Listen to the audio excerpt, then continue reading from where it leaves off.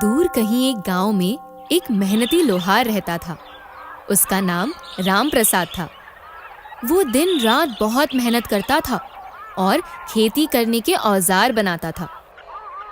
उसका एक छोटा सा खुशहाल परिवार था, जिसमें उसके 2 बच्चे और एक बीवी थे।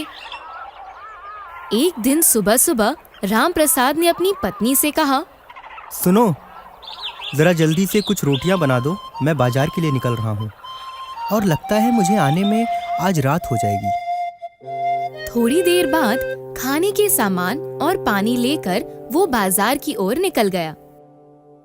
बाजार का रास्ता एक घने जंगल से होकर गुजरता था। कुछ दूर जाने के बाद राम प्रसाद ने देखा कि एक बूढ़ा आदमी भगवान का नाम जप रहा था और जोर जोर से हंस भी रहा था। वो उनके पास गया और बोला, बाबा जी, क्या बात है? आप इतना क्यों हंस रहे हो? तब बाबा ने बोला, अरे बेटा राम प्रसाद, आओ, मैं तुम्हारा ही इंतजार कर रहा था। राम प्रसाद चौंक जाता है। बाबा जी कहते हैं, राम प्रसाद, क्या तुम अपने खाने में से थोड़ा सा खाना मुझे खिला सकते हो? मुझे बहुत भूख लगी है। राम प्रसाद खुशी से जवाब देता है, क्यों नहीं बाबा जी। और राम प्रसाद पोटली में से कुछ रोटियां निकालकर बाबा को खाने के लिए दे देता है। कुछ देर बाद बाबा ने राम प्रसाद से और रोटियां मांगी और राम प्रसाद ने अपने हिस्से की रोटियां भी उन्हें दे दी और बाबा से विदा लेकर वो बाजार की ओर निकल पड़ा। कुछ दूर जाने के बाद बाबा ने पीछे से आवाज दी, राम प्रसाद, ओ राम प्रसाद, तुमने तो सारी रोटियां मुझे खिला दी, अब तुम क्या खाओगे? राम प्रसाद ने जवाब दिया, बाबा जी, आप मेरी फिक्र मत करिए, मैं बाजार की ओर ही जा रहा हूँ। मैं वहाँ किसी दुकान से खा पीकर अपना पेट भर सकता हूँ। आप बिल्कुल निश्चिंत रहिए। राम प्रसाद की ऐसी बात सुनकर बाबा जी खुश हो जाते हैं और राम प्रसाद को एक हथौड़ा देते हैं और कहते हैं, ये लो, ये तुम्हारे बहुत काम आएगा और ये तुम्हारी बहुत मदद भी करेगा। ये देखकर राम प्रसाद चौंक जाता है और पूछता है, इस हथौड़े को आप मुझे क्यों दे रहे हैं बाबा जी? बाबा जी कहते हैं, क्योंकि बेटा, तुमने मुझ जैसे फकीर पर दया दिखाकर और अपना खाना देकर एक अच्छे इंसान होने का परिचय दिया है। और ये हथौड़ा कोई मामूली हथौड़ा नहीं है, ये एक बहुत ही चमत्कारी चीज है। इसे मुझे मेरे गुरुजी ने दिया था और अब ये मैं तुम्हें दे रहा हूँ।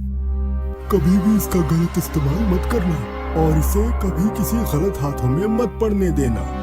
ये कहकर बाबा जी अचानक गायब हो जाते हैं। ये सब देखकर राम प्रसाद वो हथौड़ा लेकर बाजार की ओर निकल पड़ता है। दूसरे दिन से राम प्रसाद हथौड़ा लेकर अपनी दुकान में काम करने लगा। जब वो हथौड़ा किसी लोहे पर पड़ता तो अपने आप बर्तन में बदल जाता।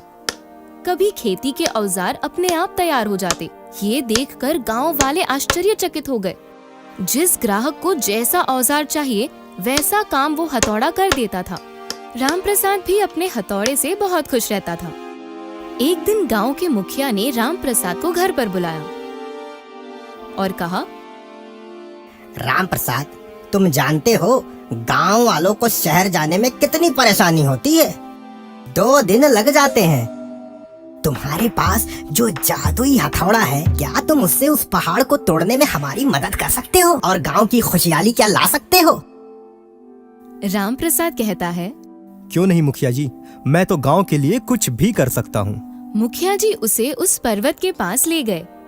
राम प्रसाद ने अपने जादुई हथौड़े को आदेश दिया, हे जादुई हथौड़े, जाओ और उस पर्वत के छोटे छोटे टुकड़े कर दो। हथौड़ा वहाँ से उड़ता है और देखते ही देखते पहाड़ को कुरेद डालता है। जल्दी ही गांव के लोगों ने उस जगह पर पानी और मिट्टी डालकर एक सुंदर रास्ता तैयार कर दिया। मुखिया जी ने राम प्रसाद को शाबाशी देते हुए कहा, आज तुम्हारी वजह से यह मुश्किल काम सफल हो गया। पूरे गांव को तुम पर नाज है। घर आकर राम प्रसाद के मन में एक बात आती है।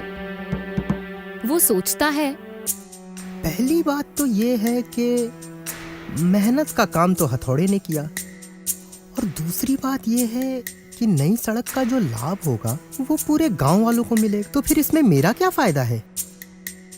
हताश होके वो दोबारा जंगल की ओर प्रस्थान करता है।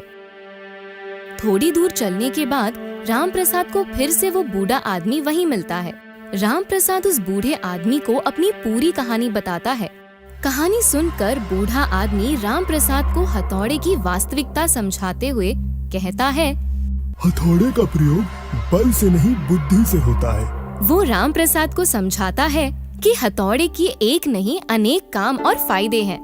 इसके बाद से राम प्रसाद समझता है कि उसका उपयोग कैसे करना है। वो अपने हथौड़े का उपयोग सिर्फ खेती के औजार नहीं बल्कि अलग अलग चीजें बनाने में और तोड़ने में करने लगा और बर्तन बनाने आदि काम करते करते देखते ही देखते राम प्रसाद एक अमीर आदमी बन गया और उसका अपना सपना पूरा हो गया। तो बच्चों, आज हमने क्या सीखा? हमारे पास जो चीजें होती है उसका मोल हमें पहचानना चाहिए।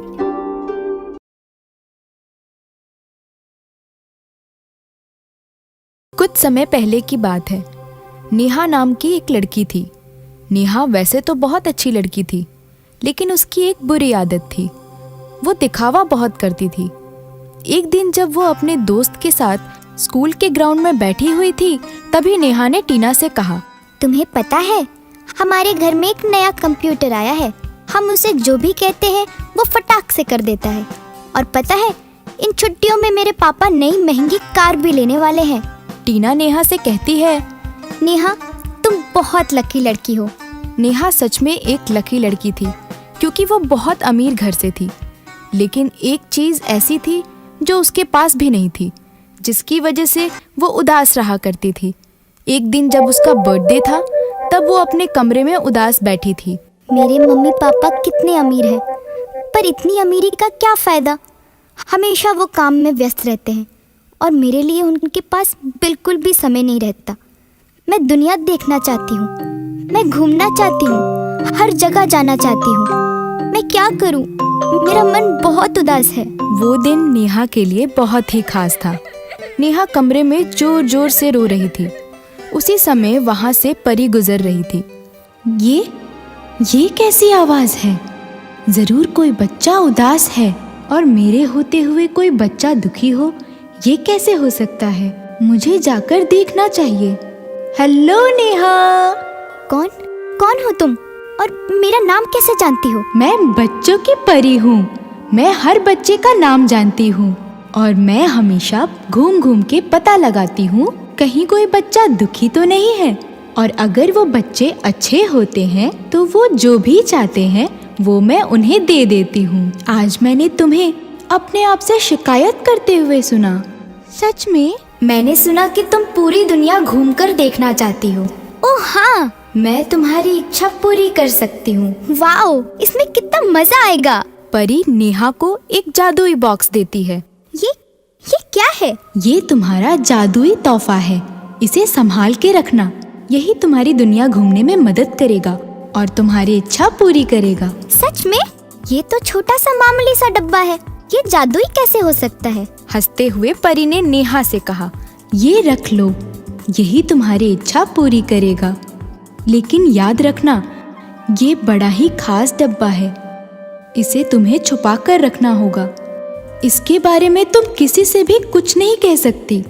अगर तुमने किसी को बताया तो इसका नतीजा बहुत ही बुरा हो सकता है। ऐसा कहकर परी वहां से आसमान की ओर उड़ गई। मुझे इस बॉक्स को खोलकर देखना चाहिए। नेहा जैसे ही बॉक्स को खोलती है तो उसमें से बहुत सारी रोशनी निकलती है, जिसे देखकर वो बहुत ही हैरान रह जाती है। नेहा को उस बॉक्स में एक रेड बटन दिखाई पड़ता है। थोड़ी देर सोचने के बाद नेहा उस बटन को दबाती है। बटन दबाते ही नेहा हवा में तैरने लगती है और जैसे ही वो अपने पैरों की ओर देखती है, उसे एक सुंदर सा कारपेट नजर आता है।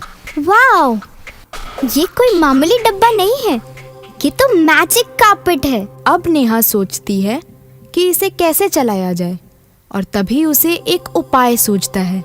वो कारपेट से कहती है, मुझे ताजमहल दिखाने ले चलो। और जैसे ही वो कहती है, तभी वो कारपेट नेहा को लेकर आसमान में उड़ जाता है और ताजमहल की ओर ले जाता है। नेहा ये देखकर खुश हो जाती है। वाओ, मैं तो सच में ताजमहल पहुंच गई। और इसी तरह नेहा रोज रात को नई नई जगह घूमने जाती। नेहा की सारी इच्छा पूरी हो गई। अगले दिन जब नेहा स्कूल गई तो उसकी सहेली टीना ने कहा, नेहा, तुम्हें पता है इस छुट्टियों में हम शिमला जा रहे हैं। नेहा मन ही मन सोचती है कि इसे क्या पता कि मैं तो पूरी दुनिया घूम चुकी हूँ। नेहा को कालीन की बात बताने का मन करता है और वो जादुई परी की बात भूल जाती है। तुम्हें पता है मेरे पास एक जादुई कालीन है जिससे मैं पूरी दुनिया घूम चुकी हूँ। ये सुनकर नेहा की सहेली हंसने लगती है। चलो मैं तुम्हें दिखाती हूँ। वो दोनों मिनी क्लासरूम में जाते हैं और नेहा पेंसिल बॉक्स का बटन दबाती है, पर इस बार बॉक्स कालीन में नहीं बदलता। उसके बाद उसकी सहेली फिर से हंसने लगती है। नेहा घर वापस जाती है और पेंसिल बॉक्स देखकर रोने लगती है। तब जादुई परी आती है और कहती है, तुम्हें मैंने कहा था कि ये बात किसी को मत बताना। नेहा जोर जोर से रोने लगती है और कहती है, मुझे माफ कर दो परी। तुमने अब पूरी दुनिया देख ली है और एक सबक भी सीख लिया है, इसलिए अब तुम्हें इसकी कोई जरूरत नहीं है। नेहा कहती है, हाँ जादुई परी, आप सही बोल रही हैं। और थोड़ी देर सोचने के बाद कहती है कि आप ये जादुई कालीन किसी जरूरतमंद बच्चे को दे दीजिए। इस कहानी से हमें ये शिक्षा मिलती है कि हमें कभी भी अपनी शक्तियों का गलत प्रयोग नहीं करनी चाहिए।